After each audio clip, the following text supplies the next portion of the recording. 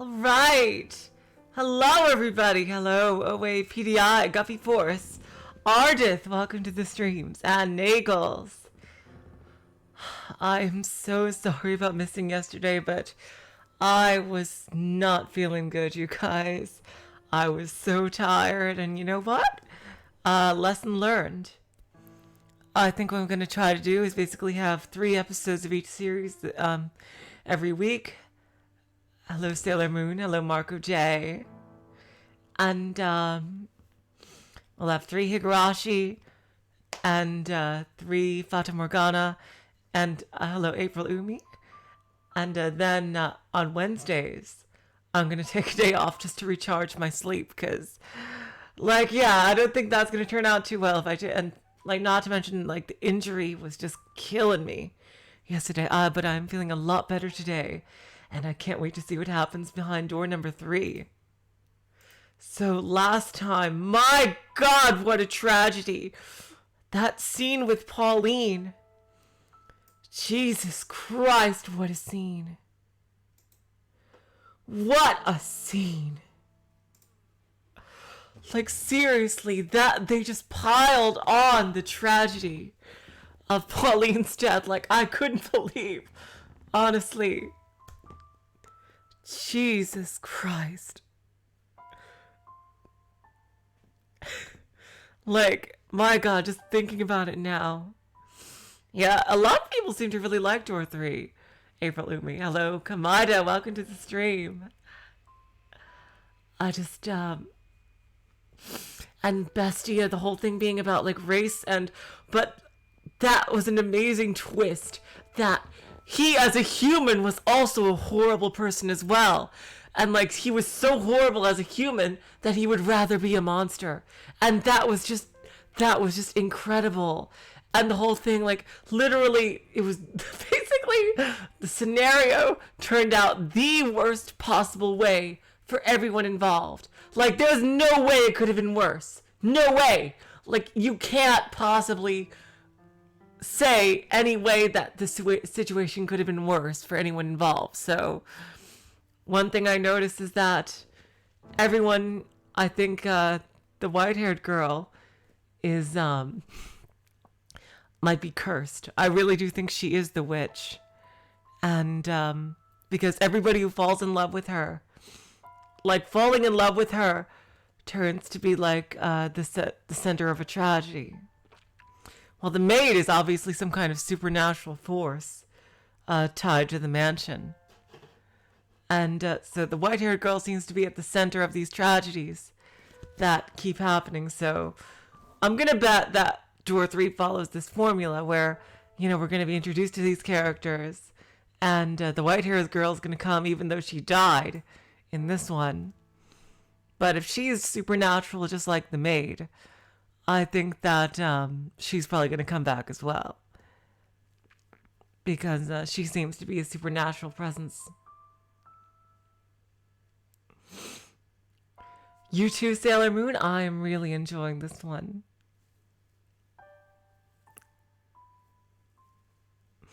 Yeah, everybody seems to really love door 3. So you know what? Another thing I did notice something else. Oh yeah, they basically set up one foreshadowing for something similar to Umineko, where the maid said that she presents the story as the master of the mansion will always be presented as they want to be presented. So that seems to be foreshadowing that basically, one, there's going to be characters who are the master that they might not look how their sprites look necessarily, and 2, the current master might not look like what we think they look like at all. So that seems to be a pretty big foreshadowing right there. So I can't wait. Let's get back into it. I want to see how the master reacted to that tragedy.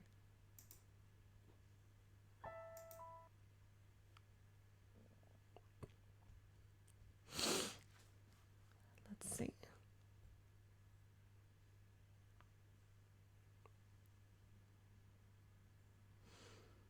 The door to the cellar swung shut. You had fallen to the floor at some point, unable to bear the stench of blood. The maid stood beside you, her arms wrapped around your shoulders. Oh, by the way, please tell me if the music is too soft. There's no music right now. The maid's voice was chillingly gentle. That was quite horrific, wasn't it? Are you feeling unwell, Master? Oh my, you're shaking, Master. Fear not. I assure you, the beast will not come through that door. I am here for you, and I will continue to hold you for as long as you need to settle your nerves. Oh dear, you feel like you might freeze in my arms? Am I really that cold? Yeah, she's definitely some kind of vampire or supernatural being of some kind.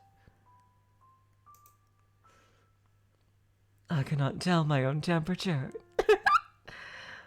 How long to beat says about 30 hours overall for Fata Morgana. You wish to know what happened to Bestia after that? I could open the door once more and show you. But I have no intention of knowingly tossing you back into that den of horrors. He lost the rest of his humanity, becoming holy beast. But, to tell just a little more of the tale, it is my understanding that an entire village was ravaged shortly thereafter. My God, how fucking strong was Yukimura? Holy shit! Seriously? He was a bewitchingly talented swordsman. Not a single person living in that village could stand up to him. In the woman's memories you saw, he was a gentle man, yes? But even the mildest of men can change. Though personally, I believe that without an element of monstrousness buried somewhere within, a man cannot become a beast, regardless of what may push him in that direction. Oh, it's Yukimasa. Sorry, goddammit. Hello, Dexter. Welcome to the stream. Do you follow? Now tell me, Master, have you remembered anything?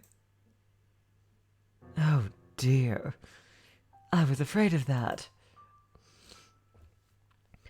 I am a remarkably patient maid. I shall accompany you for as long as you require. So do please find your memories. Now, let us head to the next door. The mansion is quite large, so hold on to my hand. We would not want to get separated. That's gonna happen at some point. That's gonna happen at some point, and shit is gonna fly completely off the rails.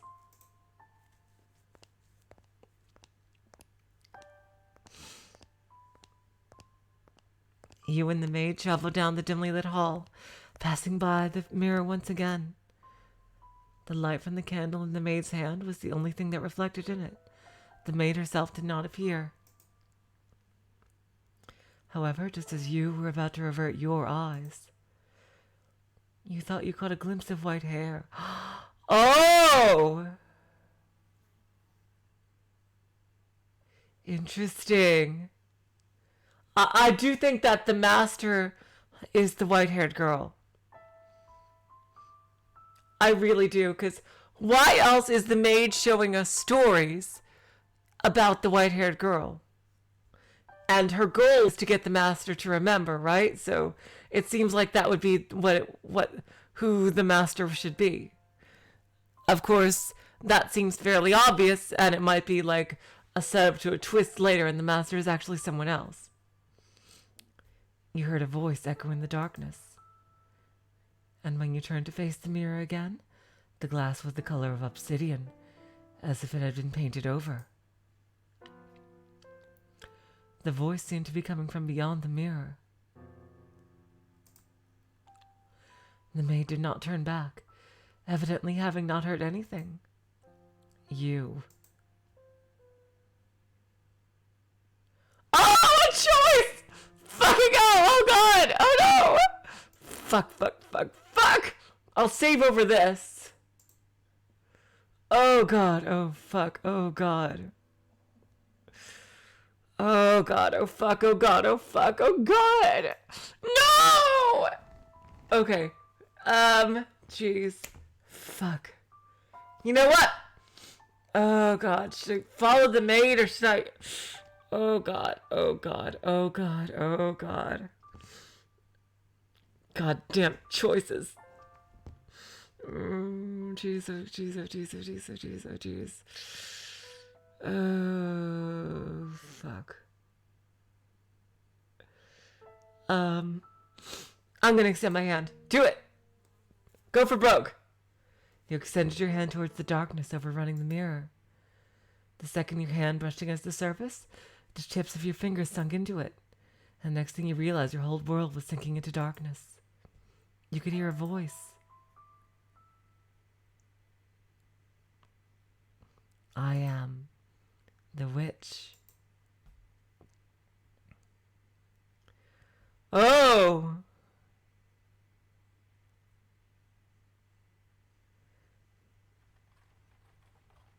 What the hell is this now? Okay, Giselle, who's Giselle? Let's see.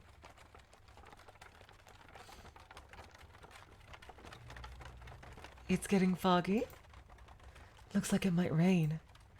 Maybe we should take a little break. You want to keep going? Oh, all right then.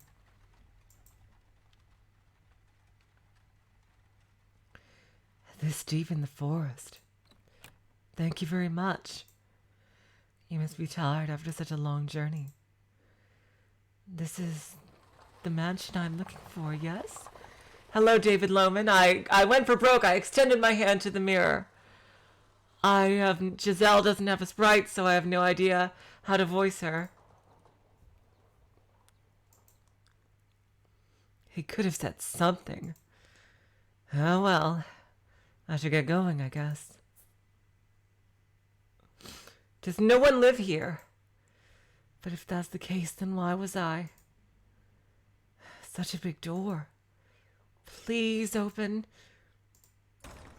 It's not locked, I guess.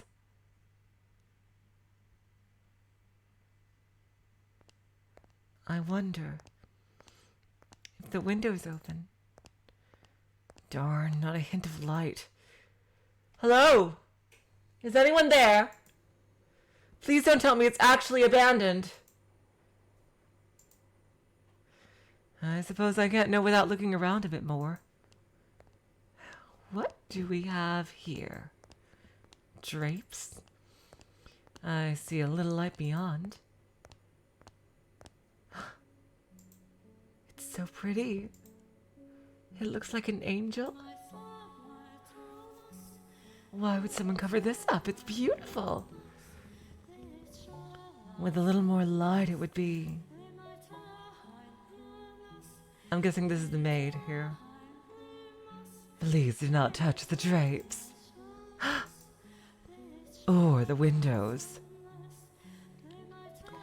Oh, Michelle, Mike, I can't tell if that's a guy or a girl.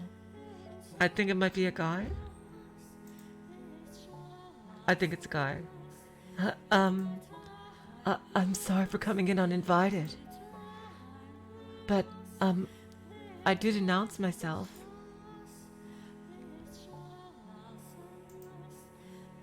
Is this, your mansion?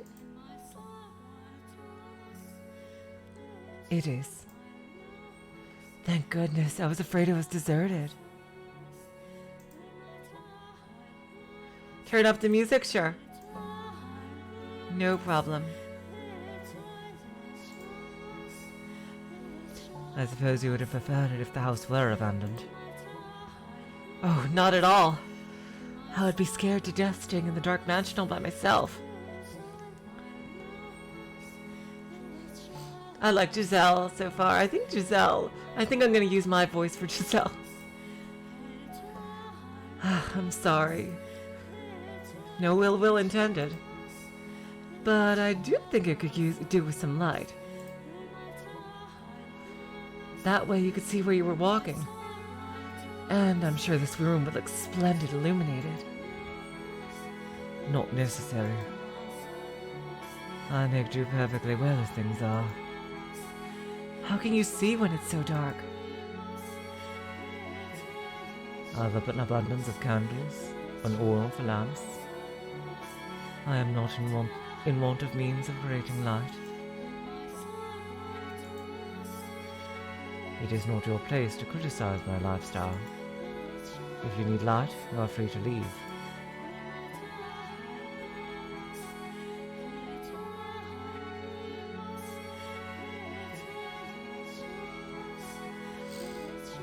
If you are in need of money, help yourself to some of the furniture. I'm sorry. Umineko has changed the meaning of the word furniture for me. Sorry. There's a village not far from here. Trade it for food, then make your way to a larger town. I'm no longer able to freely return to the city. I cannot go back there. Please, don't chase me out. I see. And you ask this of me, aware of how people refer to this mansion? They say that a witch lives here. Not merely a witch. A cursed witch. If you remain here, you too shall likely suffer your own destruction. You're worried for my well-being? Witch or not, my mind's made up. Which will strike you first, I wonder? Regret or the curse? You seem to be doing just fine.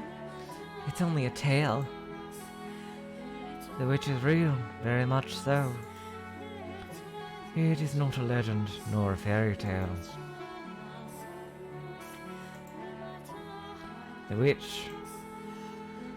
witch's name was Morgana. Interesting. I wonder if that's the white-haired girl's name. Did we just finally get a name for the white-haired girl? Something is me.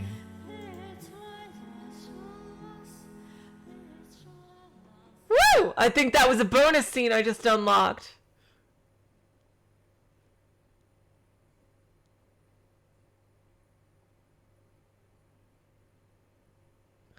That might have been a bonus scene, or that might have happened regardless of my choice. What was that? Giselle? Oh my. What is the matter, Master? Why are you just standing in place? There's nothing there. The maid did not seem to have seen anything. You may ask her about the scene you had just witnessed. Oh wow, I made the right choice. Thank you, OA. Damn, it locks me into a bad ending? Holy shit, if I didn't do that. Woo! Yes! Kick ass. You may ask her about the scene you had just witnessed.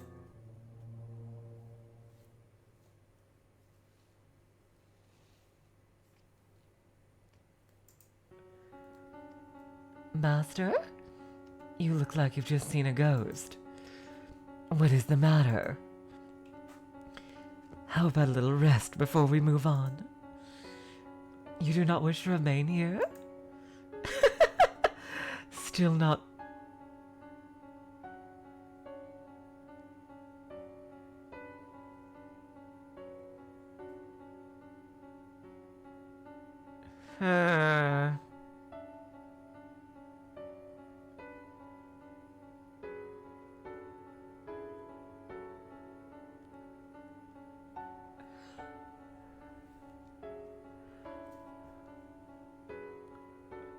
Huh.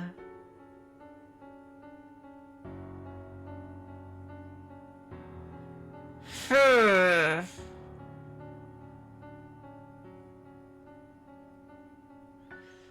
That's interesting to note.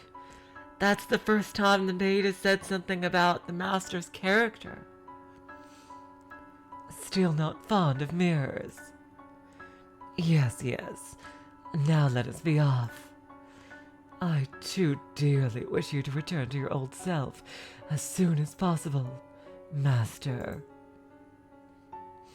If your desire is to push onward, then I could hardly be happier. Now, follow me. Huh. I'm gonna keep that in mind. You followed the maid's lead, returning to the living room. From there, you climbed a set of stairs, your hands sliding through the dust that had settled on the ebony railing. When you stepped out of sight of the mirror, the maid returned to normal. Huh. You had been on the verge of remembering something, but you were no longer in a position to be concerned about such things, for the chill in the air within the mansion seemed to have intensified.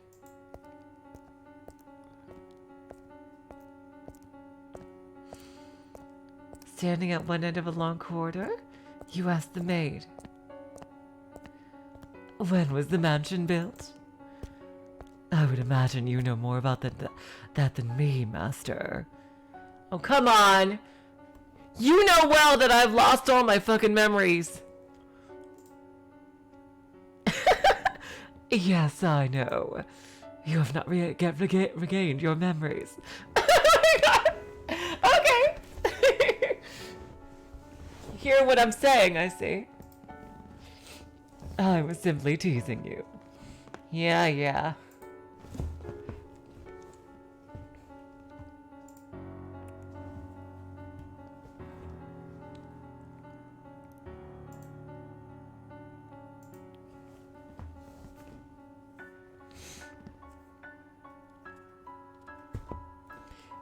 I have been a servant of this house for many, many years.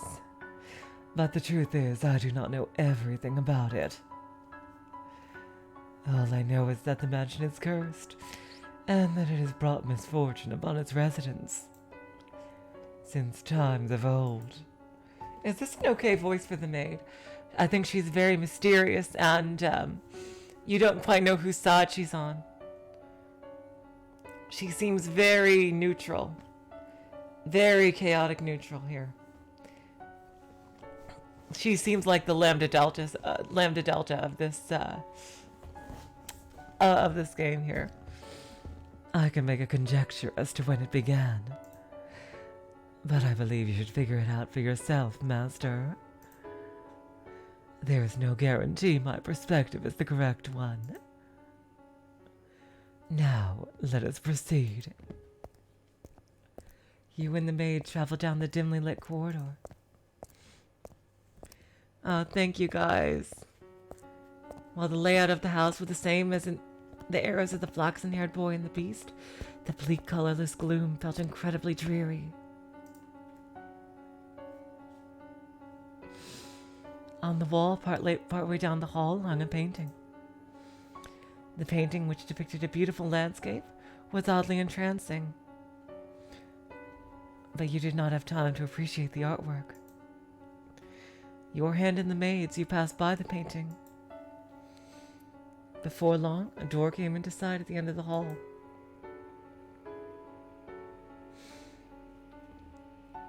This door is what I would like to show you next, Master. Listen closely.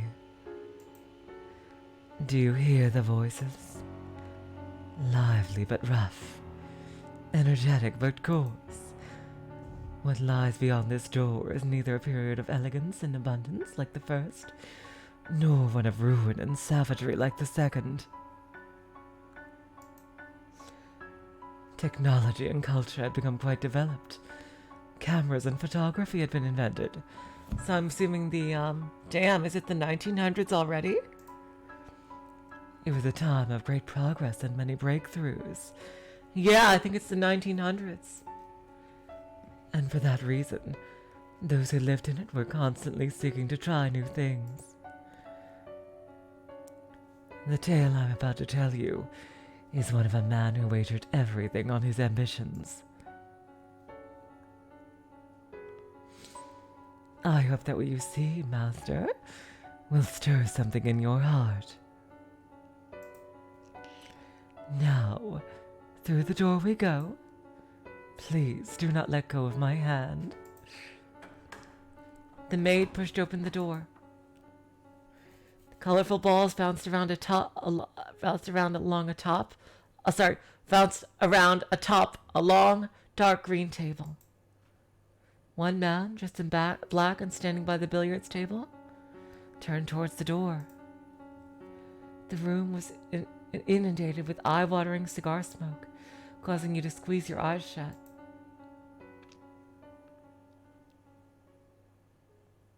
Yeah, it's either 1800s or 1900s, for sure.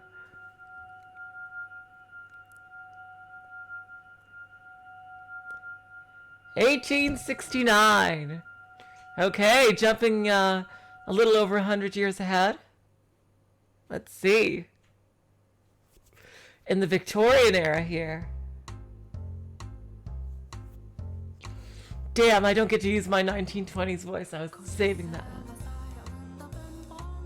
But it sure sounds jazzy. That area was a rat race of innovation and development.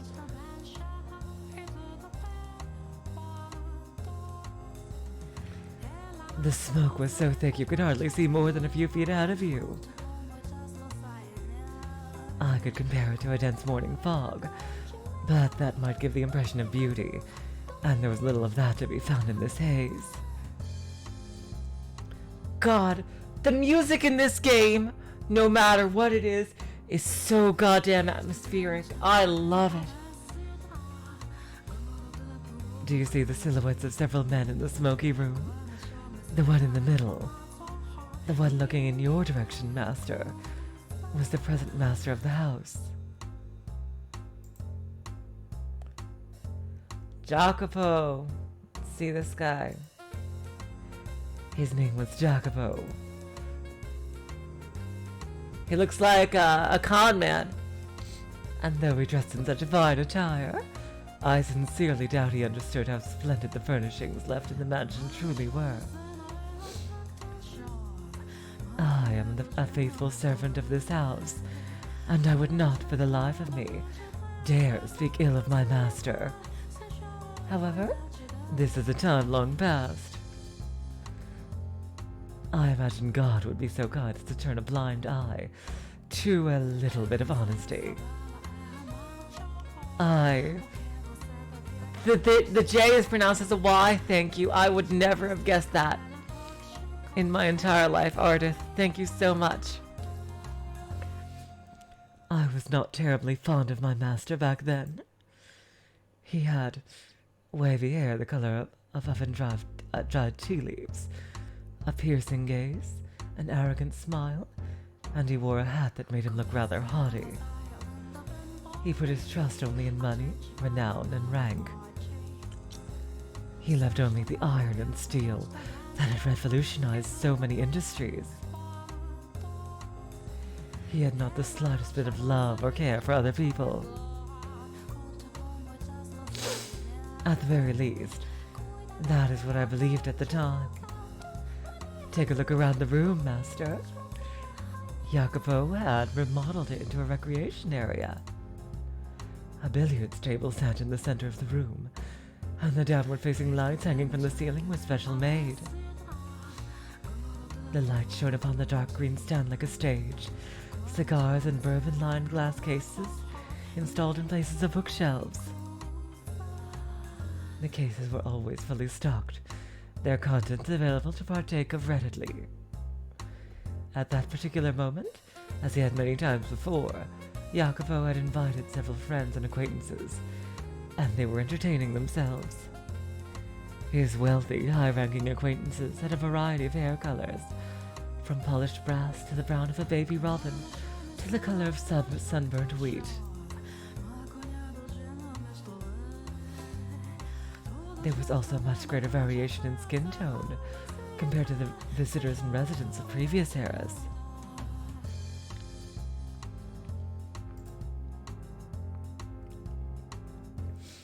But there was hardly any surprise, for the mansion sat upon land inhabited largely by immigrants. The New World. Okay, so again, we have 100% confirmation here that the mansion just jumps around places. What's the matter? What are you looking at? Nothing. I just heard I thought I heard someone say my name. Ain't no one there, unless you see a ghost. I don't believe in such nonsense. It's an old house with a long history. Wouldn't be surprised if it had a ghost or two. But the place is gonna be haunted. I'll take a princess up for a bloody broad any day. A princess, huh? And when she showed up, you'd have your way with this ghost lady, am I right? Color me impressed, son. You jump her bones, then, and you don't even got any to jump. Come on now, that's hardly fair. Not much even you could do with the ghost. My God, are you mad at children? This is my house, see? And I'd rather you didn't talk about it like that. Just the blatherings of a couple of drunks. Pretend you didn't hear nothing. For the love of God, see? In any event, what happened to that printer y'all invested in? I haven't heard their name come in some time. Can we please avoid that topic? It's been quite the headache for me. I thought it'd pay off, but... It always sounded sketchy to me. I'd recommend that you pull out unless you want to find yourself with nothing left but a nice fat pile of debt. Could have mentioned that beforehand! Oh, this is killing me. The men's deep voices resonated in the cloudy room. Okay, so they're all guys. As they imbibed alcohol and puffed on their cigars, they conversed mostly about money and business and money. Mostly about business and money, god damn it. Jacopo and the rest of the men were a breed known as investors. You might also call them tacticians. They survived on information attained before anyone else by making swift decisions and having foresight. Though instead of flesh and bone, their soldiers were made of ink and paper. To an outsider, their meeting might appear to be a congregation of friends, but in reality they were observing one another, gathering information and anything else they could use to get ahead. At times, money and information were exchanged directly. And when they were no longer of financial value to one another, their relationship would pop like a bubble and disappear into nothing. But you know, Jacopo, you can't be sure this railroad you're so passionate about is going to bear fruit neither. You don't even know when if it's going to get finished. And even if they do connect the tracks, will it be really in any shape for people to ride? It's a pipe dream, this transcontinental railroad of yours. Huh. Jacopo went silent. But I am sure I am certain. Yeah, you're certain! More certainty! God damn it, Lambda. I am certain, as I was saying, this is what was going through his head. You're a bunch of damned imbeciles if you can't see the entire country's put their weight behind this endeavor. This is why you have so much trouble making even a few thousand, see? Jeez Louise. At the time, a great railway was being built across the breadth of the continent. Yep, so we're in America. The construction was spearheaded by two large rail companies, in competition for both prestige and a bigger share of the massive national enterprise. The Union Pacific Railroad Company started building from the east, and the Central Pacific Railroad Company started from the west. Damn, I feel like I'm in 8th grade social studies all over again. But government bonds alone were not enough to finance the massive undertaking. By the way, there have been some less than pleasant reports about workers dying on the job from the company you chose, Central Pacific. Oh, you mean now they're using explosives to blast through the mountains? Making quite a bang, they are. But if this gets to be much bigger of a fix, they're not going to be able to continue construction. You should at least put your money in the more sure bet of the two, the Union Pacific. It'll cost you to hire replacement workers. And if they keep kicking the bucket, you'll have to be trouble finding more. My goodness. And here I thought y'all had spines, see? You think we're gonna run out of workers just because a few ate it? There's so many we don't even know what to do with them all. There's not a chance that well will dry up. And if by some chance it does, all we have to do is scoop up a ship full of blacks or yellow. My God! Okay. Okay. Jesus Christ. You won't get anywhere if you spend your time worrying about a few measly laborers, see? This is an endeavor backed by the entire nation. Their deaths are honorable in service of their country. The biggest loss is not of people's lives at a time. The longer a project takes, the more money it costs, and the less profit we make. All we seek is rapid progress, even if the methods to obtain it are messy or deadly. Jesus Christ, this guy. Yeah, even his fucking acquaintances are like, damn, oh God. The other men in this room chuckled uncomfortably about Jacopo's distasteful choice of words. Yeah. Oh my God. Do you agree with his way of thinking, Master? No. Perhaps he does have a point. In math, great sacrifice is necessary to accomplish great things. Well, not when you're saying certain people are less than others. And it is true that tragedy often lies in the shadows of the splendor of times long past. Furthermore, the way people see the world changes with the times, so I hesitate to criticize him too severely. Now, as I'm sure you've already picked up on, he was an investor who had put money into a railroad company. He also possessed several crude oil refineries, riding on the world's second wave of industrial development. The mansion, too, bustled with life, in a way it had never had before. Dozens of maids, including me, gardeners, chefs, sculptors, artists. At times we even had riders coming in and out of the house. There was rarely a moment of silence.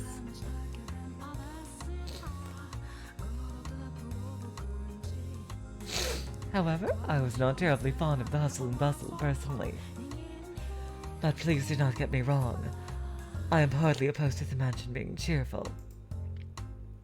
It was just... how should I put it?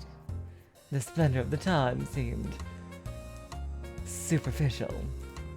Heartless.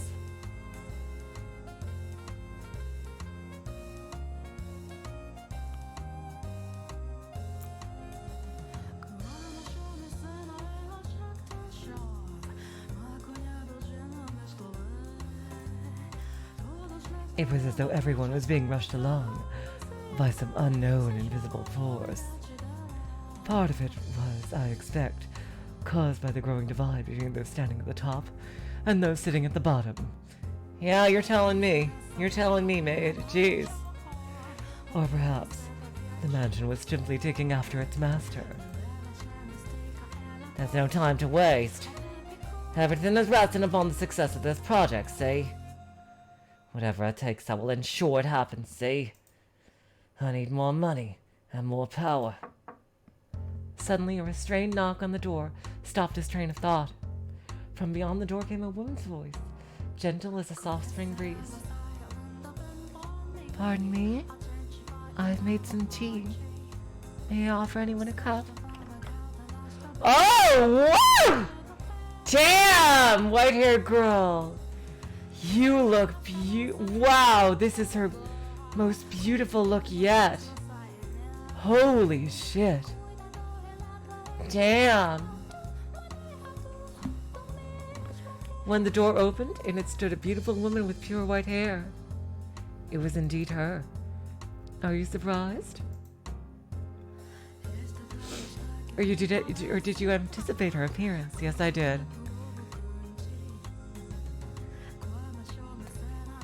Though she was not the same age and dressed differently, the white-haired girl, whom saw fall into the hands of misfortune in the era of roses and the era of the beast, was also present in this era of innovation.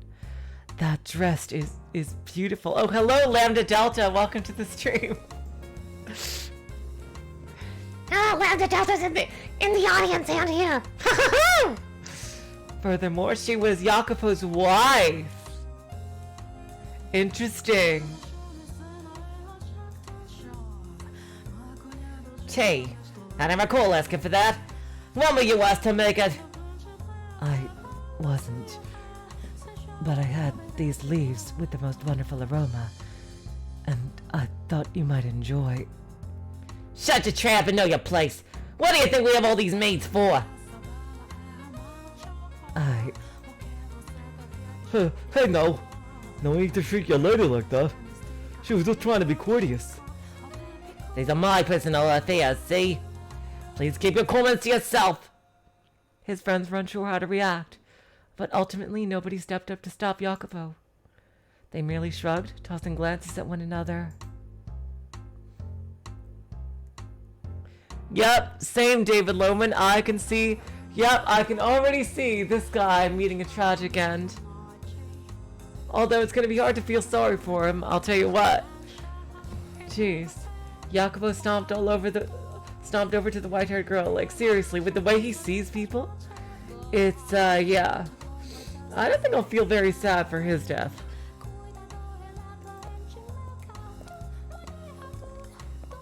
If you're gonna refer to people like that, Jacopo. He then grabbed her by the arm and dragged her from the den. What the hell do you think you're doing, see? I told you time and again to stay away from that room unless absolutely necessary. I'm sorry, but, I made tea and... Shut up about the tea already! You think we're gonna have tea parties and a bunch of, like, a bunch of pressing nobles? I'm sorry. If you really feel so bad, don't go in there in the first place! Get now back to your room, see? I meant no harm. It's just, I'm your wife. I thought it would be nice if I could do something. Like I've told you, that's not your job, see? Don't shake yourself in front of the other men. I have nothing else to say to you! Got it? Now scram! I think I picked the right voice for him. Sakes alive! First them, now you! It's driving me up the wall! What is it? I told you to get out of here! Right, but, What? Oh my god! Oh, white-haired girl, you're too precious! Oh my god!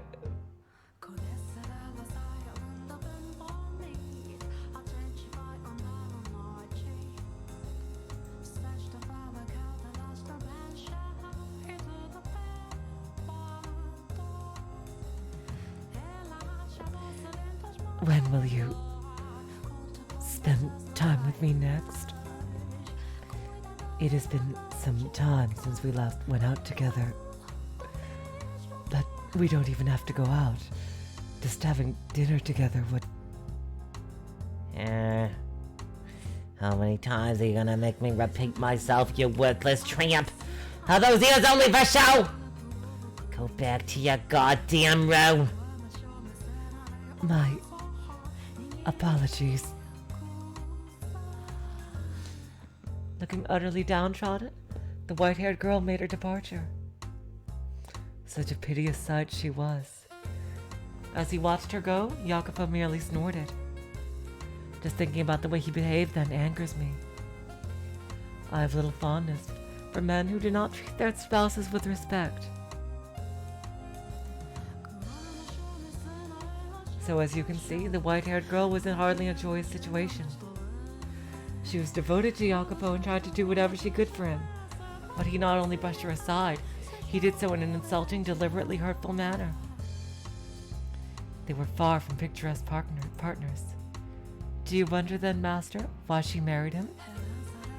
The answer to that question will come to light in time. For now, let us follow her.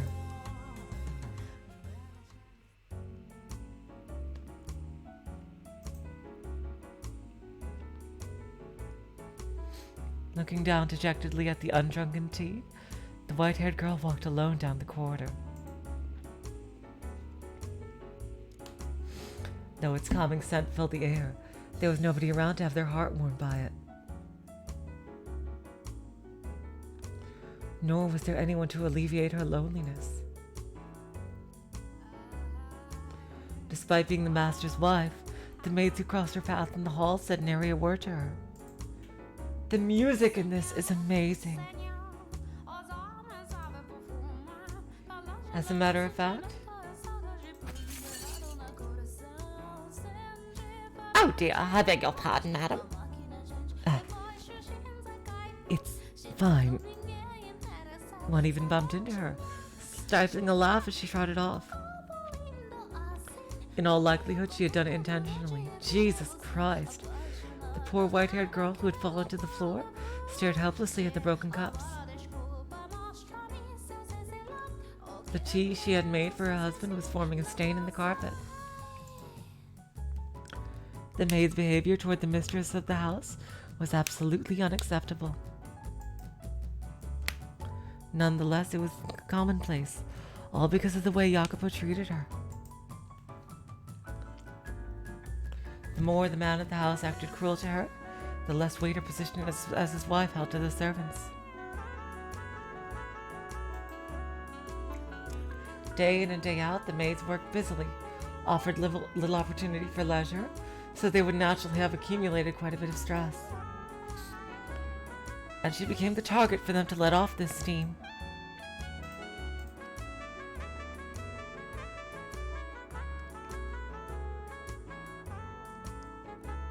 Not directly,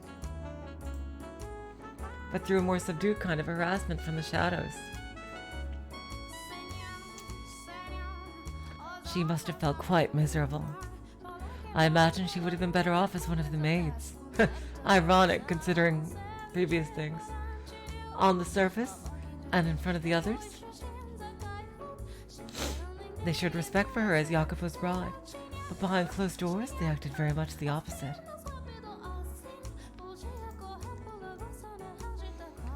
The disparity between the treatment she received around others, the treatment she was supposed to receive at all times, and the way she was actually treated made the abuse that much worse.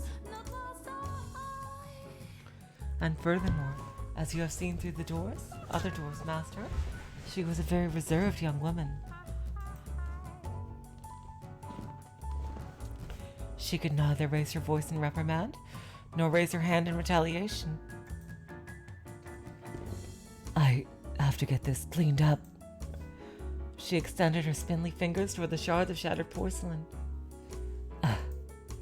But even the broken cup seemed to have no concern to spare for her. Its shattered edge cut her fingertip when she made to pick it up. Ah, damn it. A trickle of warm red blood ran across her unearthly white skin. As painful a sight it was, it had a sort of taboo beauty to it. The blood spilling from her fingers showed no signs of slowing down. She clenched her hand into a fist, let out a sigh, and went back to collecting the shards of porcelain. But when she did... Maria, okay. Madam! Madam! What's the matter? Madam, you're bleeding! While all the other maids ignored her, one came running over, shouting to the white-haired girl's side. We need to get that clean and bandage it up. Bandage it up. Oh, you don't need to pick that up. That's not your job, madam. It's all right, Maria.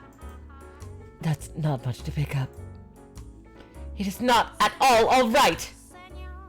And the rest of you, why are you just standing there? Your boss's wife is on her hands and knees. You're not even lifting a finger to help her. You disgust me. Maria, it's fine, really. Oh, madam, if you weren't so timid, this wouldn't happen. You're allowed to yell at them, you know. It's all right, really. It's my fault. Anyway, we should get that finger taken care of. Let's get you back to your room, okay? But the broken cups and the spill. As I said, that's the maid. Oh, giving her the Kyrie voice? Oh, you're right. She does look a bit like Kyrie, sure. As I said, that's the maid's work. Now come on, let's go, sugar. Yeah, I'll give her the Kyrie voice, sure. Oh, okay. And the rest of y'all, get this mess cleaned up. She roared like the wind in a thunderstorm. The other maids stood there dumbfounded, watching as she and the white-haired girl disappeared down the hall. But they were soon frowning and grumbling to one another. She thinks she can act all high and mighty just because the master is fond of her. Okay, I'll give her the Kyrie voice. The woman's name was Maria. She was one of the maids. And she was the one person in the mansion the white-haired girl could think of as an ally. Though her husband paid her no mind, and the maids made her life miserable. Just one person, Maria, treated her with respect and kindness. And I am sure you can readily imagine just how much of a lifesaver that was for her. I too found myself somewhat relieved that Maria was there for her.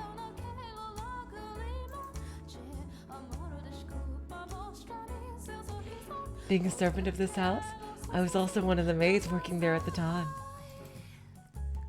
However, I was unable to involve myself to any great degree in her fate. This meant that there was little I could do to assist her, even in times of pain and unpleasantness.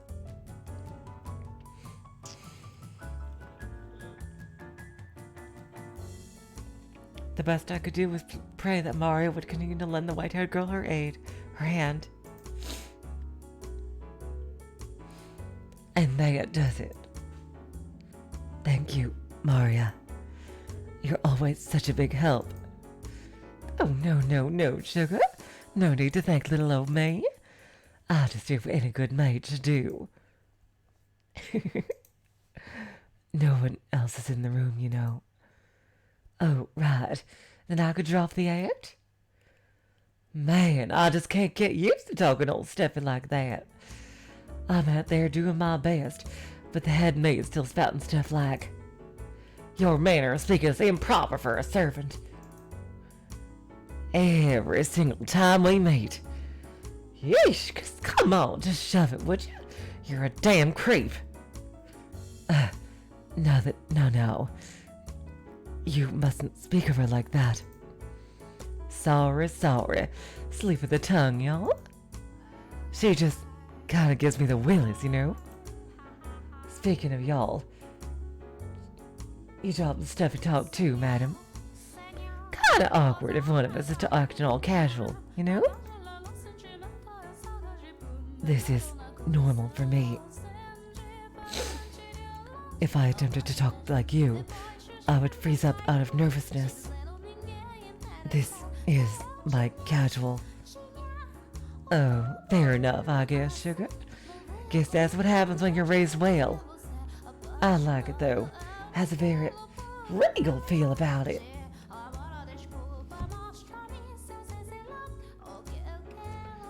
I don't think my upbringing is the only factor.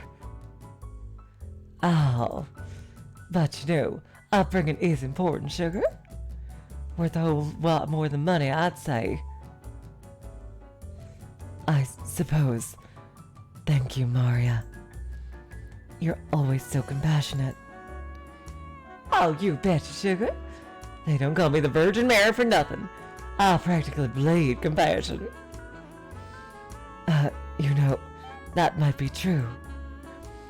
You very well could be the reincarnation of the Mother of God. Oh, no.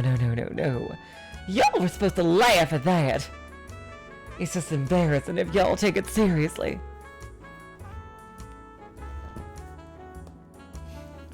Alone in the white-haired girl's room, Maria was acting much more friendly and relaxed as they conversed, as opposed to her no-nonsense attitude in the hallway. The two women, as you can see, were quite close. They had crossed over the walls separating master from servant, and had built a bond of friendship. And at some point, they had begun to speak frankly with one another when no one else was around.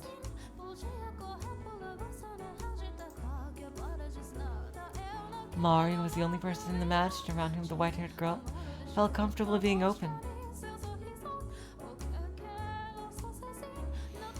I imagine she very much enjoyed these moments of conversation. You wish to know who the headmaid was? My. Are you sure you want to ask me that, Master? Some questions are better left unasked. For your own good. Why? Why?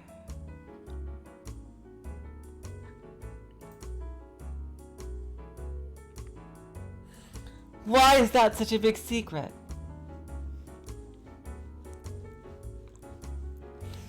I have to say, madam, y'all have the prettiest fingers. Mine are all rough and dry and nasty. You think so? Mine haven't the slightest bit of muscle. They're about as frail as dead branches. Oh, who needs beef and mitts anyway? Seriously, I agree with Maria. I'd much rather have more slender fingers.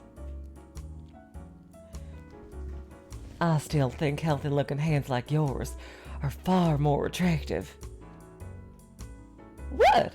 What's it like about these things? Women all over the world dream of having hands like yours.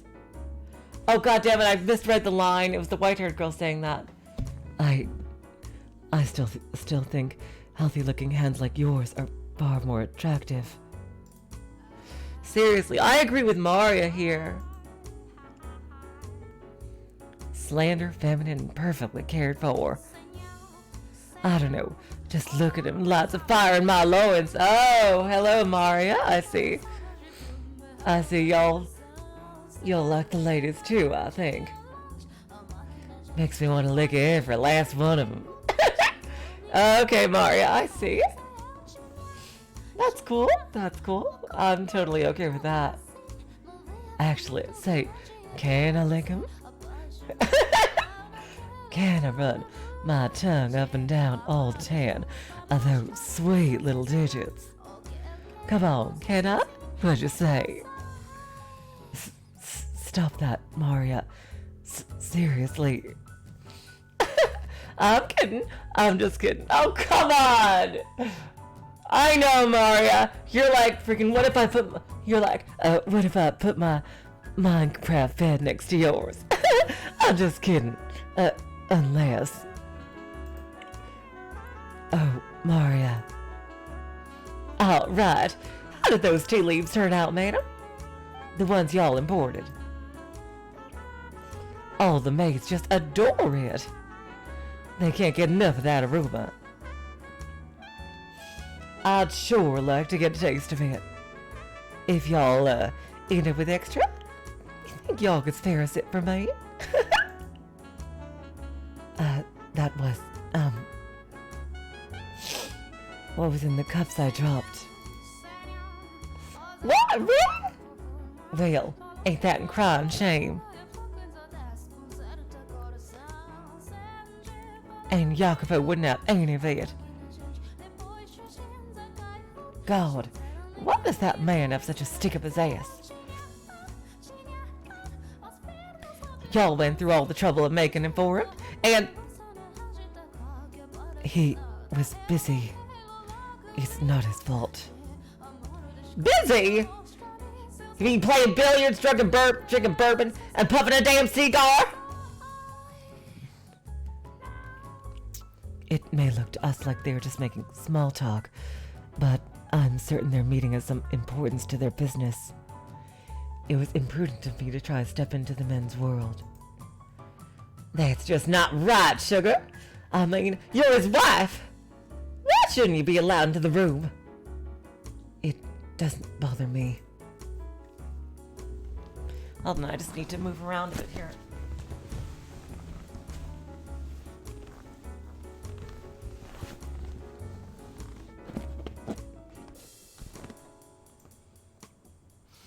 Y'all don't have to pretend.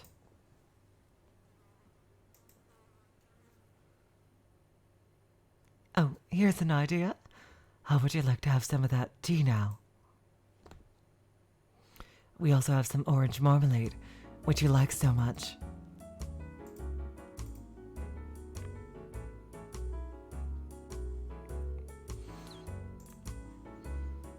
Add a scoop of that and a tray of cookies, and we have the perfect tea time.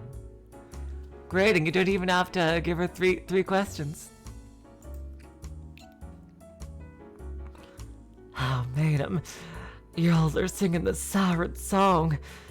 Whoo-wee! Looks like I got the vapors. But y'all should really be doing that with him. I mean, given it's 1869, y'all... This ain't the most exception of times. He would not have tea. I suspect he does not like it. I don't want it to go to waste, so... oh God. This is the gayest of panics. Oh, sweetheart. Oh boy. Madam, I know it's none of my business, and I have no place at all saying this, but it's not impossible for a woman to file a divorce these days. Y'all don't have to sit down and take it. Not one bit! Maybe, you could just live with me? Oh, just kidding. Oh, good old silly Maria. Y'all are pretty, really pretty, well educated, and still young. There's hope even if you do leave him. There are plenty of other men out there, and women too. Y'all aren't obligated to stick around with that arrogant jerk. He's just very busy right now. There you go again. There was a time when he was kind. Oh, God damn it. That was the white-haired girl. There was a time when he was kind. Huh? He wasn't like this when we first met. Back then, he was a little awkward, but a kind man. Huh? Him? A con man? Yes, believe it or not, there was indeed a time. Say, Maria, would you mind giving me a little more time of your time? Oh, honey. I'll give you noon to midnight if y'all ask for it. I'll make some tea, and we can talk. All right. I see your face light up there. Damn. If y'all are telling me when Jacopo was decent, I'm all ears, sugar. Indeed.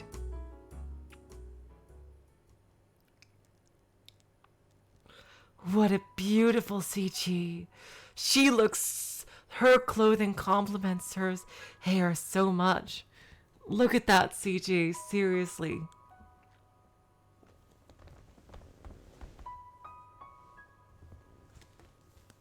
There we go, that's what I thought.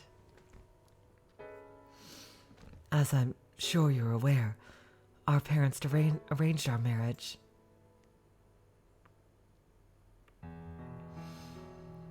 Before I emigrated to this country to be married, I lived in a misty island nation. Portraits of my ancestors hung in the house where I lived. I remember as a child wincing in fear at the sight of them staring down at me.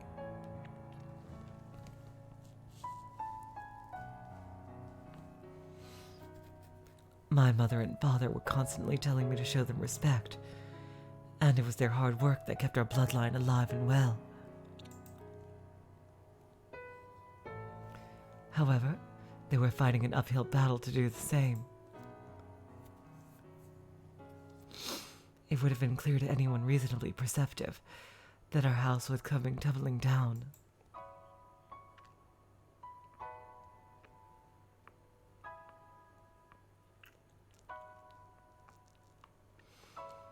Valuable furniture and paintings slowly disappeared, and eventually, the portraits were gone too.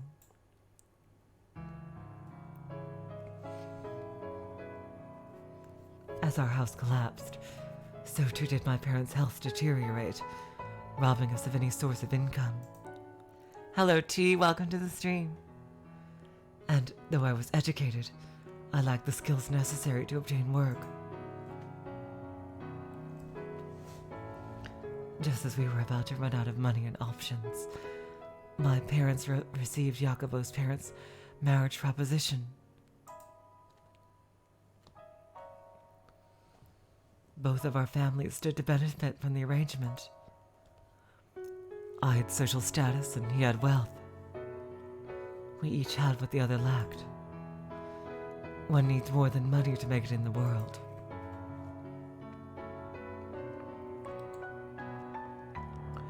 Without at least a semi-reputable name attached to you, you're liable to get laughed out of most social gatherings. I first met Jacopo here in this country. We didn't even know what the other looked like until our wedding day.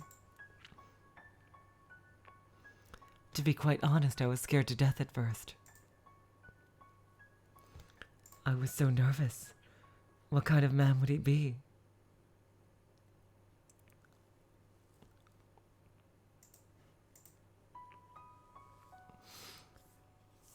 Was I to be wed to some middle-aged stranger?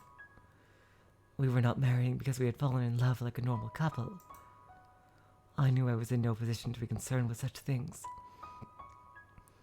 But when I thought about our future, I shook with fear. But the man I saw through our wedding, my veil at the wedding, was remarkable. He was young, had strong, masculine eyes, and at the same time, he too appeared nervous. He was shaking as much. No, even more than me. Seeing that, the priest gave an impish little smirk when he asked Jacopo if he vowed his eternal love to me. I counted myself among the happy, and I still do. For in that moment, I experienced true love. Really, what happened to him?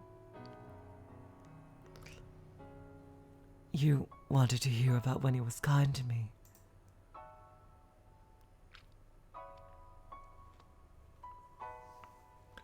Well, after the wedding, we were given a week to ourselves. I suppose you could call it a honeymoon.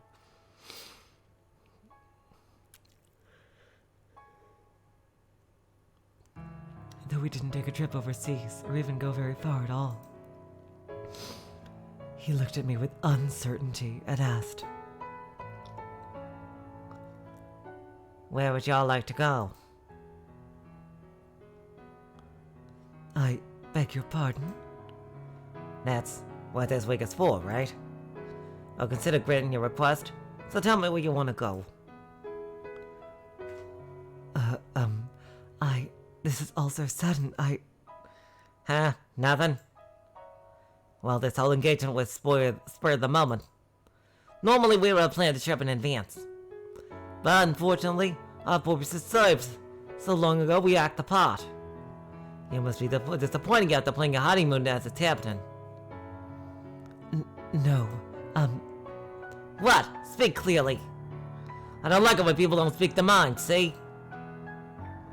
I'm sorry, but I'm happy. Even if this is a political marriage. Well, you're quite the positive thinker. Your parents say something to make you think that way? Well, either way, if you're so glad to be in this arrangement, then hurry up and decide on our destination. He doesn't seem very kind at all. He seems like he's doing this out of obligation. Though there is a limit to how far we can go. If you want to take a trip, I'll consider it. What? Something funny?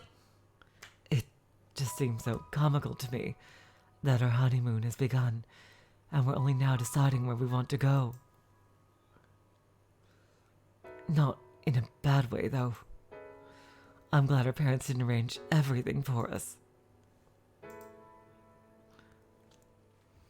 Perhaps you've heard, but I'm quite sensitive to sunlight, and not in the best of health.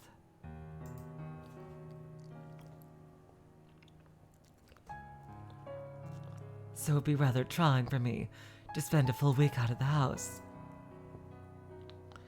We couldn't go on a trip, but if it's not too much trouble. Speak up, see? Could you show me around town? I'm new to this country and unfamiliar with its customs. And I'm rather afraid to go wandering about on my own. Show yous around. Yes. Would that be possible? Huh!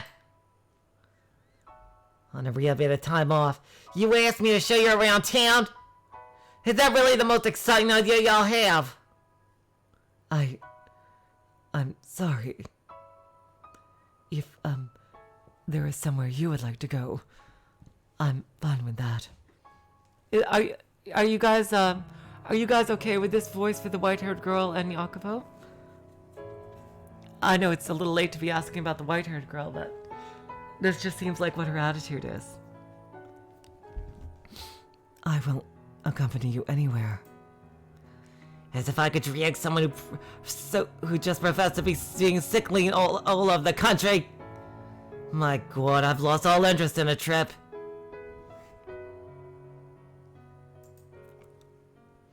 Hello? What are you doing? Go get ready.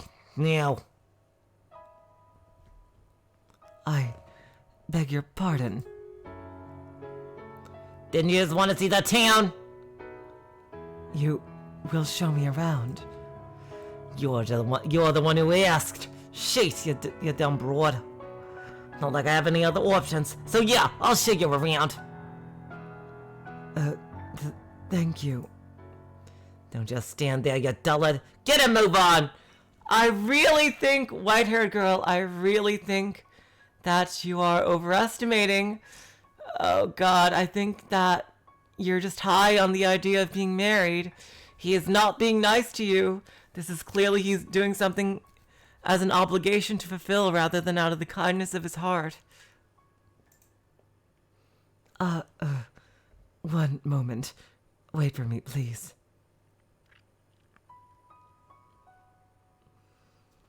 He hurriedly climbed into the carriage he had called for, a look of frustrated displeasure on his face.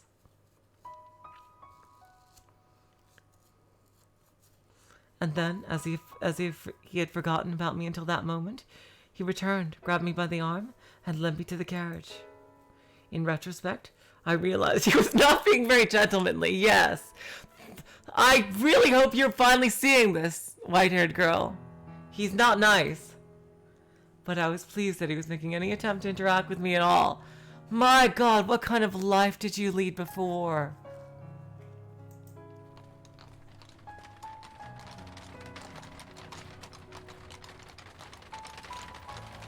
As the carriage trotted down the streets, I saw so many new things.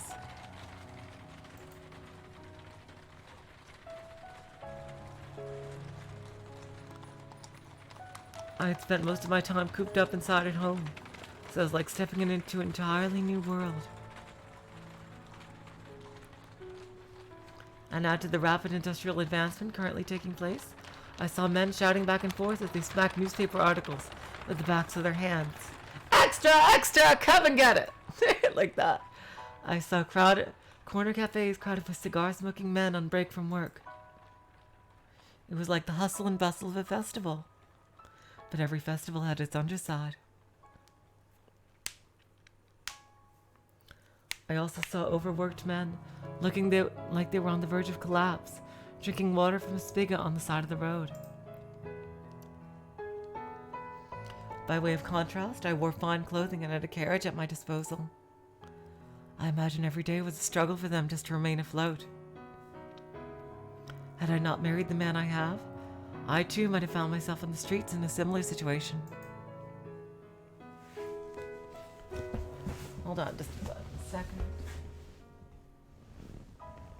But it was not relief that spread through my breast at the sight of them. It was pangs of guilt.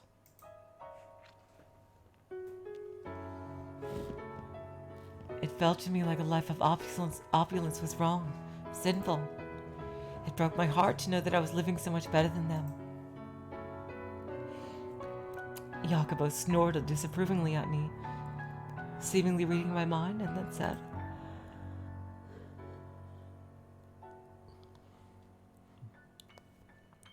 The poor man who envies the rich covets his wealth and finds the ambition to make the same for himself, and the rich man who pities the poor, thinking it his duty to give them the offerings of philanthropy. To me, the latter is far more nefarious. Its excessive charity will ruin a man, make him come to expect handouts. "Oh, Ardith, the white-haired girl is telling a story of when Jacopo was kind to her, quote-unquote kind." And then there are those with the wrong idea of pity, who let themselves fall down into the same place, mistakenly believing it will somehow make the poor feel better. What a joke. If you're gonna do anything for them, you might as well encourage them to climb upward. Spur on economic growth and the flow of capital. Doesn't that sound like the better option? Well, Jacopo, that does not work for every period of history. You know, there's a lot of times there's just a lack of opportunity. Like, no matter how hard you work, you could be just as hardworking as someone else, and due to a lack of opportunity and sheer dumb luck, you know, you won't get anywhere just because there aren't enough positions open. And there's way too many people, you know? I saw nothing, simply smiling and giving it I say nothing, simply smiling and giving an ambiguous nod. He had a point. My sympathy and guilt meant nothing to people actually experiencing hardship. If feeling guilty of my own fortune, I acted upon that pity in the way he had described, it would accomplish a little more than self-satisfaction. He seemed to have seen straight through to my very core.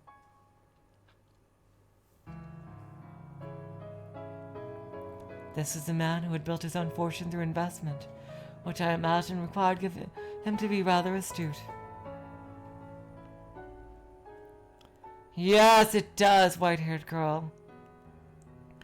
But doesn't a world where everyone is constantly trying to climb higher and higher sound rather exhausting?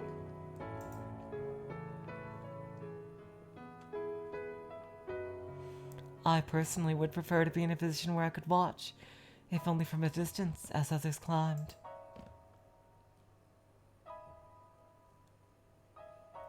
But obviously, I could not say as much to him.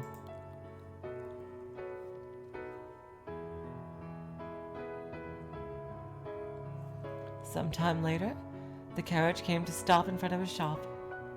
As I looked at the building perplexedly, he gestured to the door with his chin, signaling for me to get out. Lost and confused, I stepped down from the carriage, and before me spread a showcase behind a large glass window.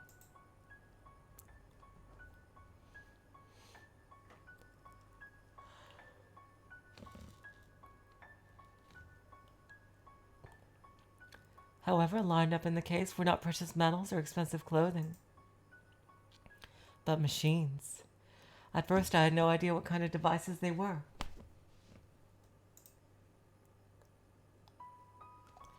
Have you never had your photo taken before? No. I have had a portrait painted, though.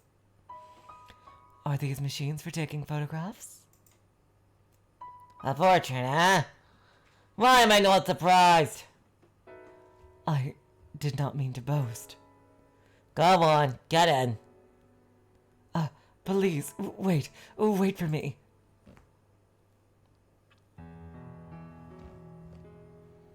The owner came to greet us with a wide smile as we entered the shop. Well, if this ain't the same strangest thing I've seen all day. You bringing a lady, and a real looker at that. Where on earth did you catch this pretty little thing? She's my wife. Huh. Well, I beg your pardon. I'll be a monkey's uncle. Just goes to show you never know where the cards may fall. It seems like Jacopo just married her just for status. And he's just doing like the bare minimum. like, you know, that is expected of him. You make it sound like my getting married is some kind of miracle.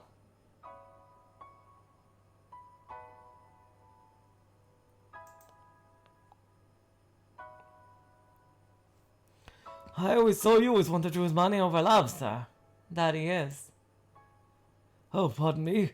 This isn't appropriate to say in front of your wife. Do you often come to this shop? On occasion. I need some things here from time to time, see? I see. There you go, smirking again. What's so funny? We're going to have our photo taken. Yes? I'm somewhat nervous and excited. I've never had one before. And to have it taken side by side with you. What are you talking about? Pardon? Who said we're getting our pictures taken together? And side by side, please. You're sending shivers down my spine. But this is a photography shop. Hey, shopkeep. This product I contacted you about. Is it ready? Oh, yup. Sit tight, I'll be right out. You take a seat. There's a chair over there. What? I'm gonna show you something much more exciting than sitting still and waiting for a camera lens. Oh. Just do as I say. Oh, okay. Is it a movie? I sat down in front of a large mirror, which I presume was normally used to check your appearance before having your picture taken. I wonder if it's a motion picture camera. Sitting before a mirror with someone else present was quite nerve-wracking. Out of embarrassment, I dropped my gaze to my knees. But when Jacopo returned, I was entranced by the curious object in his hands. Oh my god! What is this? Do you know what persistence of vision is? The human eye does not perceive the world 100% accurately. This is especially true for objects in motion. It remembers images for a short time. So if you put a new image in the same place, your eye perceives it in motion. Oh, it's one of those machines from the Great Ace Attorney. What did they call it? Not a kaleidoscope, but like a freaking I think it was a spectroscope or something. I think it was like a spectroscope, one of those things.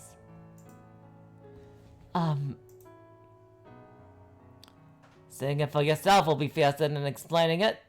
I think it was like something like one of those old, like really old like animation machines with like it looked like somebody was dancing. I see.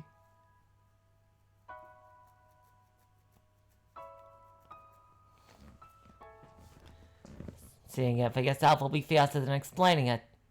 See the slits in that desk? Look through the bottom one and into the mirror. Okay. Good. Just like that.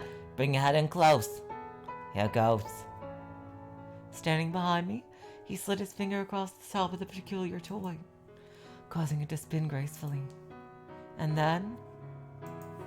Yeah, it's some kind of animation thing, isn't it? Yep, exactly. Oh, that is so cute. So, what do you say? They're dancing. A man and woman are dancing. Sounds like you're not having any trouble saying it. Are they dancing well? Yes, they are. It's the most adorable thing. What? Adorable? That's funny. I just had it modeled after a ballroom dance. I want my money back. Yes. It's a very elegant dance. But you see, they're small, like little dwarves, which I thought was kind of cute. And they seem so close. Going around and around, without ever letting go of each other's hands. Hold on, I need to catch my breath because doing the white-haired girl for an extended period of time kind of it makes me out of breath. Hold on.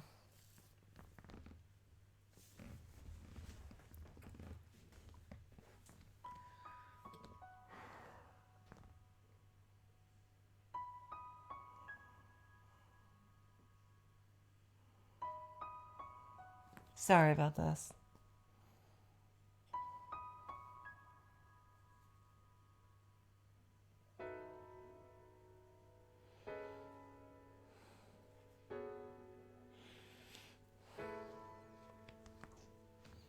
This is incredible. Why does it look like they're dancing?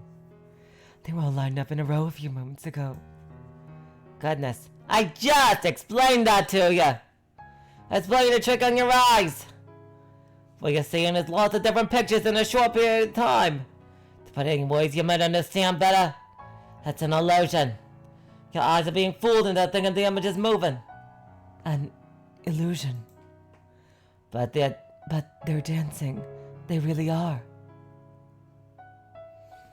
And they look like they're having a wonderful time. Are you sure it's an illusion and not something else? To me, it does not seem to be. I cannot see it as anything but two tiny people dancing. That's how it works. Reach out your hands and try to grab him. You won't be able to. You're right. That's a shame. I didn't think you actually would! But it's the most precious thing. They look as though they're dancing atop my palm.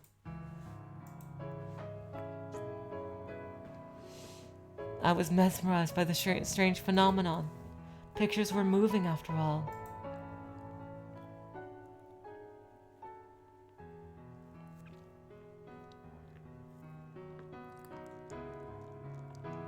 Still images had begun dancing before me. It was almost as if God had breathed life into them. He had called it an illusion, but I could not grasp that. It was such an adorable, heartwarming sight. I imagined the two were off living in some other world, separate from our own. They looked so happy.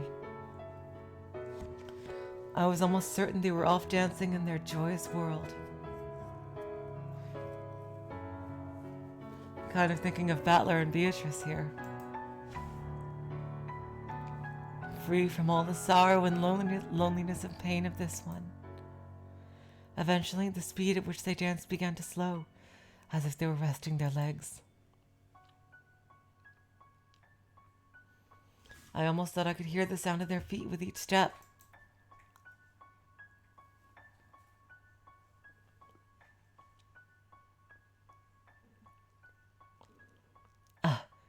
They've stopped.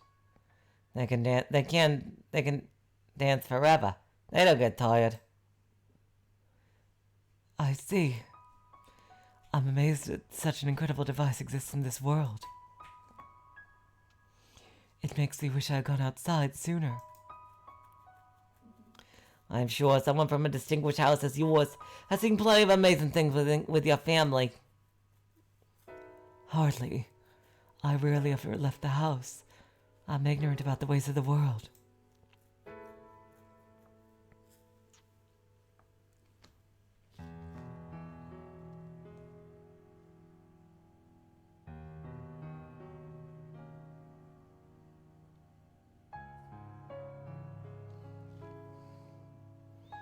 If you had not told me, I would have probably never known about moving pictures. The illusion of moving pictures. Do you like it? Yes, of course. More than the portraits you have painted. Yes, I do. The painting was wonderful too, but... You can't think to make up your mind. Go on, tell me, what do you like better? The portrait or this? I like this better. I see. He looks somewhat pleased. Huh. Now when it comes down to it, there's a simple trick only a child will fall for.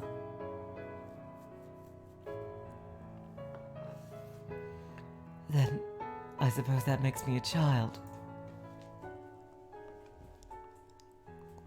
If it means I get to watch something as splendid as two tiny people dancing, I'll happily fall for the trick. Quit describing it as two tiny people dancing. You're gonna lose your head if that far up in the clouds. Oh, I'm sorry. I do not know how else to describe it, though. It's a toy called a phenakistoscope. Phenakistoscope? Phenakistoscope. Phenakis... wheel. Close enough. It was invented around 30 years ago.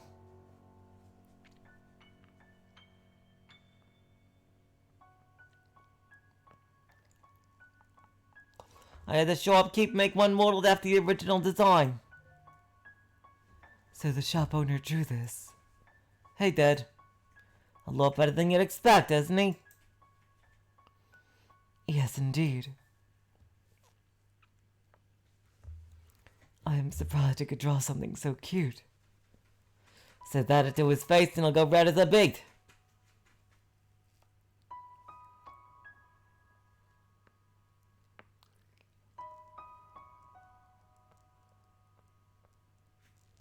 What I give to get a load of that. You should tell him the next time you see him. He is a sweet man. Despite how he looks, you mean? It's not right to judge people based on their appearance. Heh, I'm just kidding. Don't take it too seriously. Oh wow, he really does seem not as mean as he was.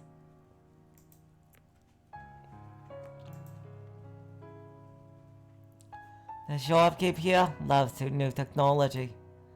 The phenakistoscope is one such invention that caught his eye. You can trick the eye into thinking drawings are moving. Using a sequence of photos, you can perhaps make it as though real people are moving too.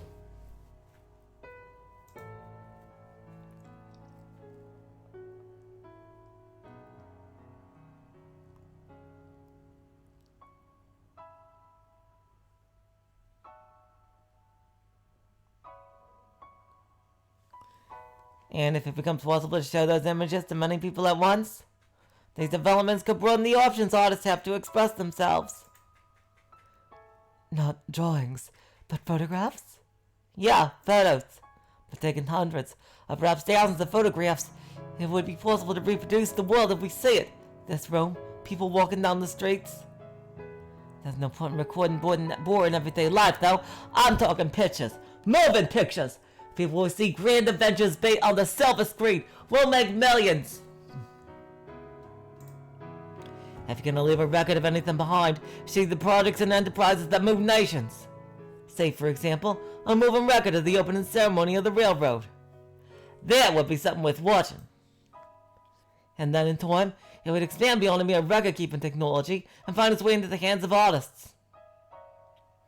Is such a thing possible? You mean you must reign still for a long time, just to take a single photograph?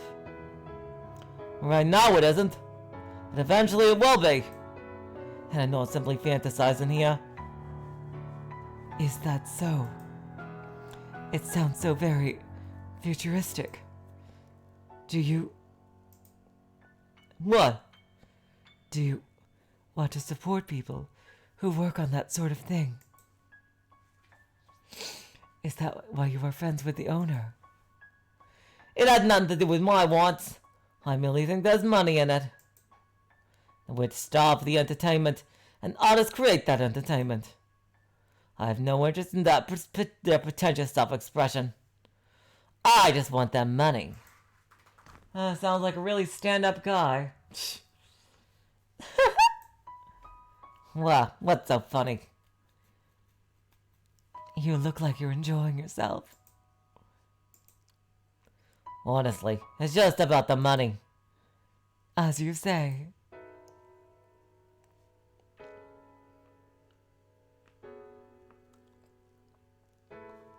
Alright, let's get moving. Next is dinner. What?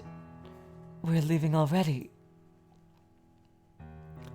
Does that displease you? No, not at all.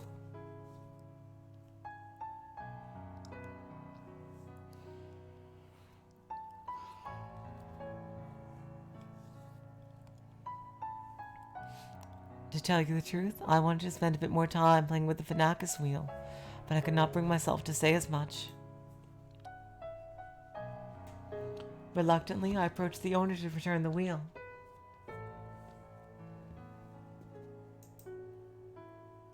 Don't bother. Bring it with you. What? But If you don't want it, that's fine too.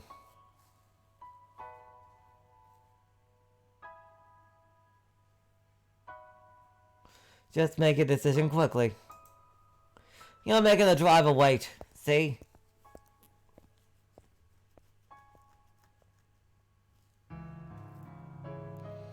having said that, Jacopo exited the shop. I alternated between looking at his back and the Finacus wheel, debating what I wanted to do. And then, with a smile, the owner whispered to me,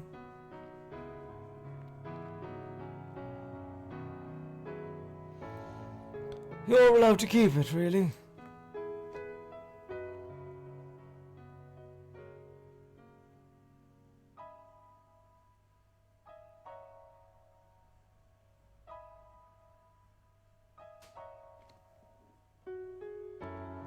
Your husband out there had it made as a gift for you.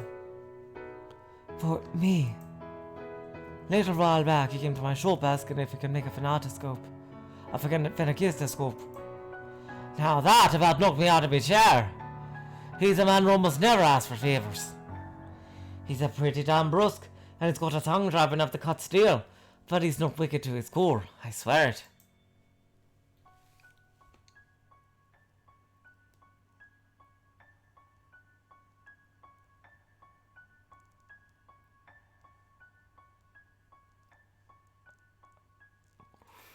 So please, ma'am, be a pillar of support for him.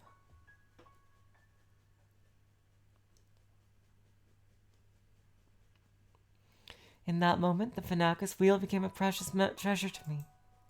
We had only just married days earlier. And yet he had commissioned it for me without even knowing what I looked like.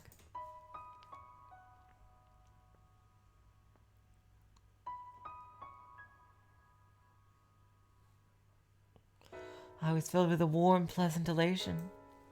I agree with the owner. Jacopo was not a bad man.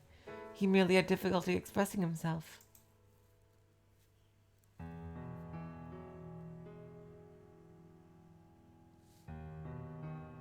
Hurrying back to the carriage, I gave him my deepest thanks. He glanced over at me for a moment, then turned back to the window and muttered, Yeah.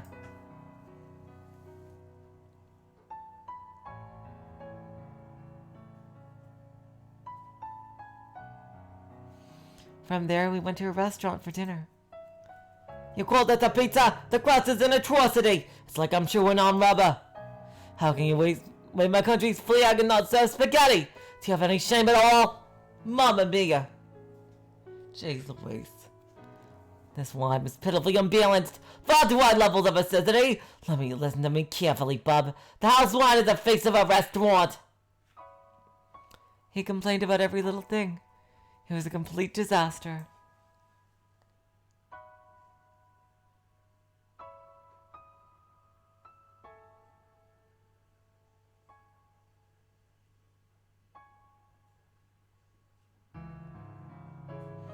But curiously enough, I was not at all put off by his behavior. When the sun set, the carriage made its way to a nearby hill. The cool nighttime breeze felt wonderful on my skin, flushed from alcohol, and the light from the gas lamps had a comforting warmth to it. Though Jacopo had complained about the quality of the wine, once he had intoxicated himself, his mood improved visibly. Sorry, I can't read right now. It made him unexpectedly talkative.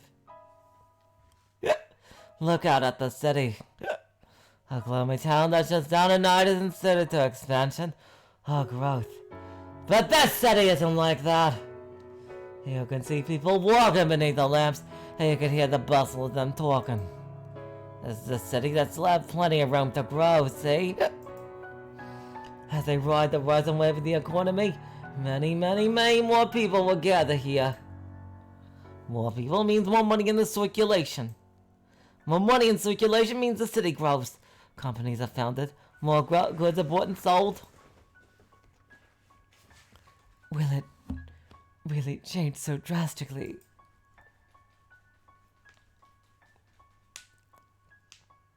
It can be difficult to see what's happening on the inside.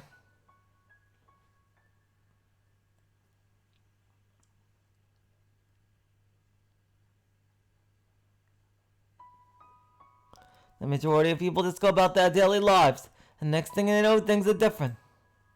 No, I wish most of them don't notice the changes at all.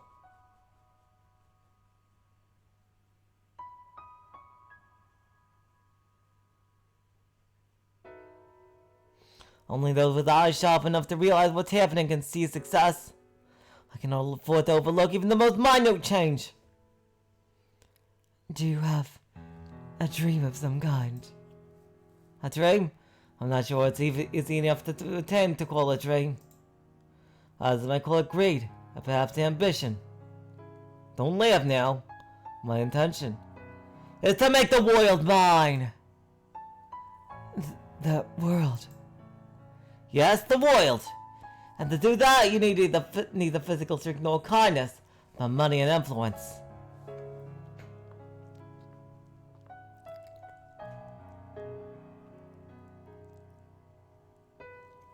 People have no choice but to kneel before those forces.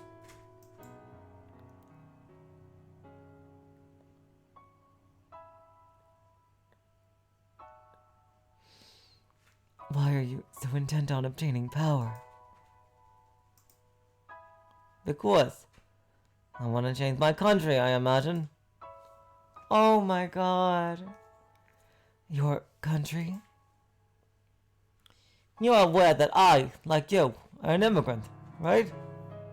I immigrated from an island in the Mediterranean, though not the same island as you. So I guess the white-haired girl is still from England, and he is from Sicily. My country is a peculiar place where candor and violence go hand in hand.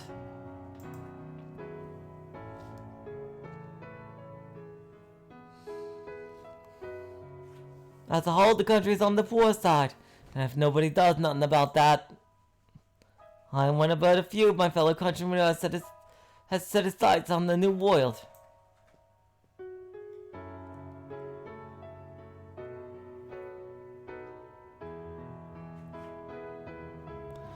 They have fallen far behind on other nations. I'll find success here. Perhaps that will catch their attention. Yep, exactly, April Umi. It's Jacopo Giovanna, have a dream! But if it doesn't, then my country is doomed to collapse. You have much love for your homeland. My feelings are a little more complicated than love.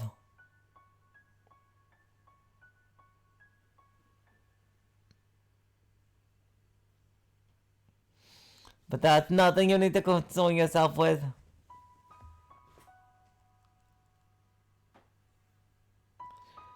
Well, I'll have to remember not to get myself drunk around a woman again.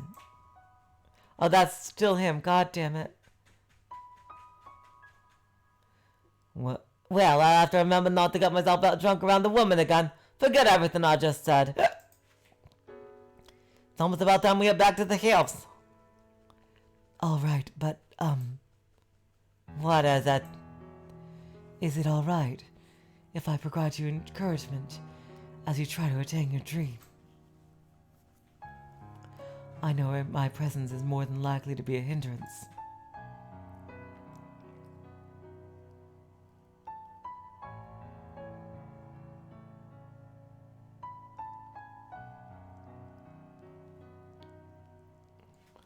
But I would like to be there to watch as you trek forward. I suppose. Do as you wish. Thank you. You have my support then. Uh-oh. This is not going to end well if the other two doors are any indication. Darling? Sent a shiver down my spine, though not quite an unpleasant one. I am glad to have you as my partner. Ah, well, he wasn't all bad in the beginning. He was not that bad in the beginning. I was, without a doubt, happy then. And like he was in a way where he could have gotten better, but he just got worse, sadly. His smile, the things he said, the Fanacus really gave me, those were all undeniably real.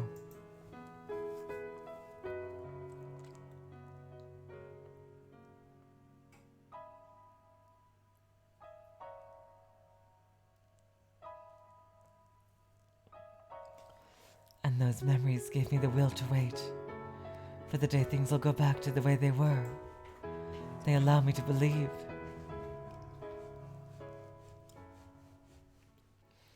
And with that, yep.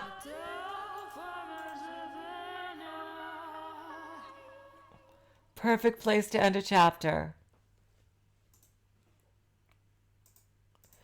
Well, you guys, I am super excited for door number 3. Let's just save. I am so proud of myself for avoiding that bad ending, by the way. Looks like we're going to start with a ghost story next time. I am super excited. Everybody seems really excited about door 3. And I love the environment with the, oh my god, with this industrial revolution and everything. Each door is so different. I can only imagine door 4 will be in the 1900s. And I wonder what's going to happen then. Are we going to go back further in the past? We might. Go like to the 15 or 1400s too. All right, you guys. I am really, really, really, really excited for next time. We'll be in 2 days. We will continue Fata Morgana. And tomorrow we will start a new Higurashi console arc, Yoigoshi. So yeah, if you didn't like the last one, you might want to try this one. It's a brand new one. If you've read Higurashi up to part 6, at least it should be spoiler free. So yeah, but it'll spoil up to part 6, as many things do in Higurashi. So if you want to give that a try, brand new console arc, that's tomorrow. And in 2 days, more Fata Morgana. So until then, I will say, so long, farewell, auf Wiedersehen, good night. You are all the sweetest of hearts. See ya.